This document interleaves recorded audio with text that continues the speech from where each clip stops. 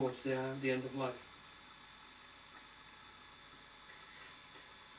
In the next run, like Zeno's paradox, the point in which personal death takes place is never arrived at.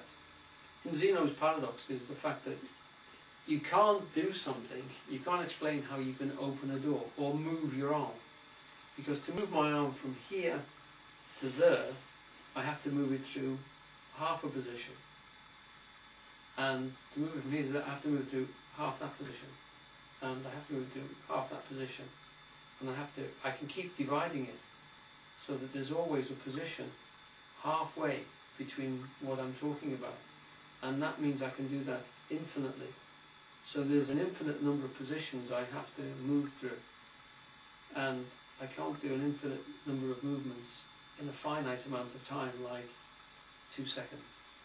So logically, it follows that it's impossible to do that, so to speak. You're moving through an infinite number of positions. It's a fascinating concept because it means that literally as we become faster and faster with photographic cameras, electronically, etc., whatever we see, the faster and faster we go, every movement appears to be still. So that, you know, anything that still seems to be moving, if you get a fast enough camera, it seems to be a series of moments, a series of still inputs. The whole concept of movement seems to disappear the faster and faster, the closer and closer you look at it. So Zeno's paradox is apparently true. To get from here to there, I have to go through an infinite number of still positions. What is actually happening? The universe seems to be granular. It seems to jump in small sections infinitely fast, but it never seems to flow. It only flows because our perception is of a certain time. So that we know a thing like a cartoon seems to flow, but the best ones only have 24 frames a second. If you go beneath that, the cartoon looks jerky. Above that, it doesn't look any smoother. 24 frames a second is what we human beings perceive as smooth. I always remember when we first got strobe lights. I used to work in the theatre. We used to play table tennis, and we got those sort of time-saving lights which were strobing. But you don't see them as strobing until you come to do something clever like play table tennis, and the ball jumps through the air as it's coming towards you. Mm-hmm. And it's very, very difficult, disconcerting to play. And it's very dangerous as well because it was a workshop.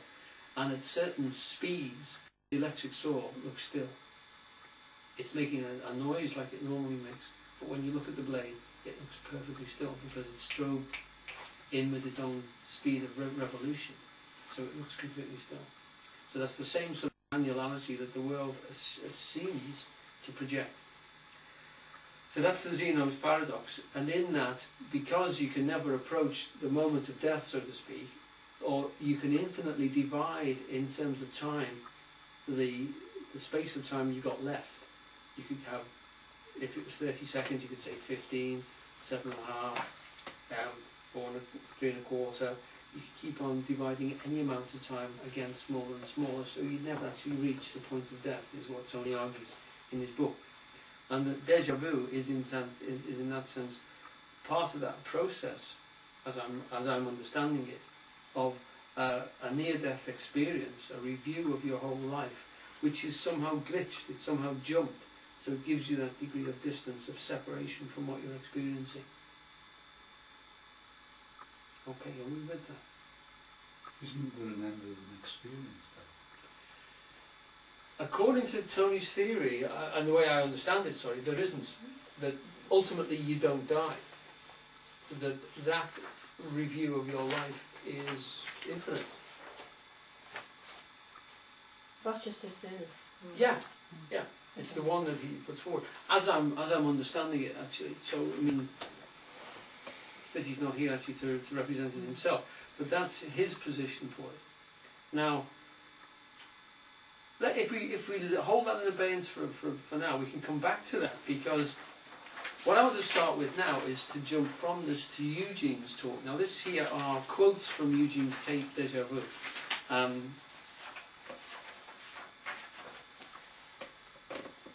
We're just producing some transcripts from them, and this one hasn't been properly proofread, so it may have the odd word wrong, and certainly might have the odd spelling wrong, but these are all taken in sequence from Eugene's talk. What I want you to do first of all is to start off. This is a question that was asked to him, as I say, late 50s, early 60s in Liverpool. It's a small group of guys and girls, probably no more than 10 or 12. And he's reading out a question that has been handed to him before the talk. In fact, you can hear him say on the talk, as he picks up the question, this is not much to talk about. I doubt if we'll get more than half an hour out of this.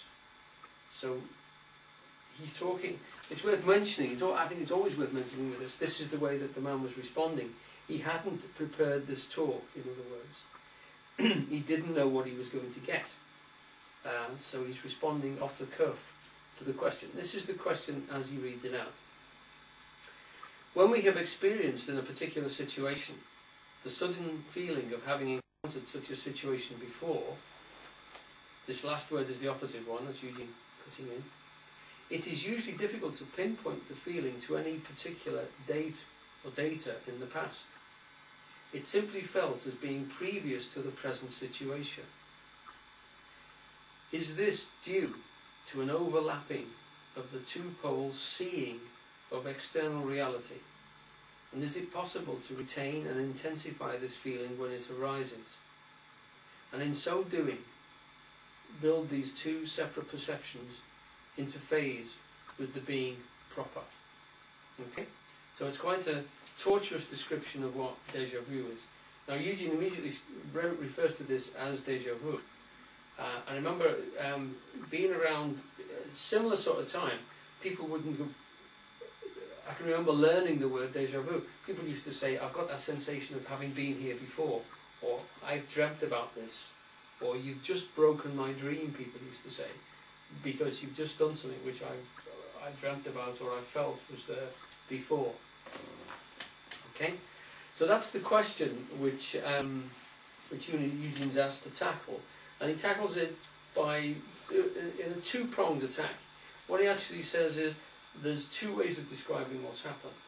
And the first one, which he calls the mechanical one, is the fact that, and which is the one which he says orthodox psychiatry would refer to, and probably Tony would agree on this as well, because it's still pretty well the same description, is that you walk into a room, like say you walk through that door into this room, and you're somewhat unaware, but your brain has taken in the room.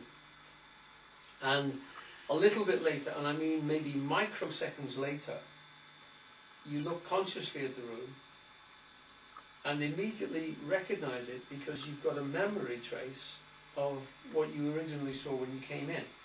So you feel that you're seeing the room for a second time, and you know this is the first time you've walked into here. So it gives you this tremor. Now, what that means is that the first thing has come into you and been recorded. You've got a memory trace of it, but you haven't got a codification. You don't know when it's got in. Then you look again, or then the experience comes to you again, and immediately you've got this feeling of recognition. So you project it backwards in the past, or it can be projected back into the past, so it feels like you've seen this place before, but you don't know when. It's an uncomfortable sort of experience. Now, last time we had the talk here, and Tony asked people, I think it was about half of the people said they'd had that experience before. How many people here have had a deja vu?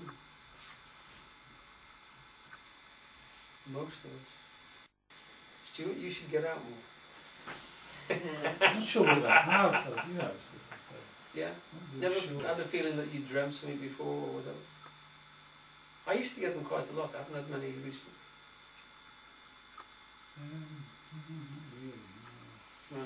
I have been wondering before today, since last talk, whether it was what you're just describing there, because I think I said something about reading last time, where you actually read things really fast, but you don't realise you've done it, and one part of your mind picks everything up in a flash, and another part of you is just plodding along behind as a sort of digesting pace.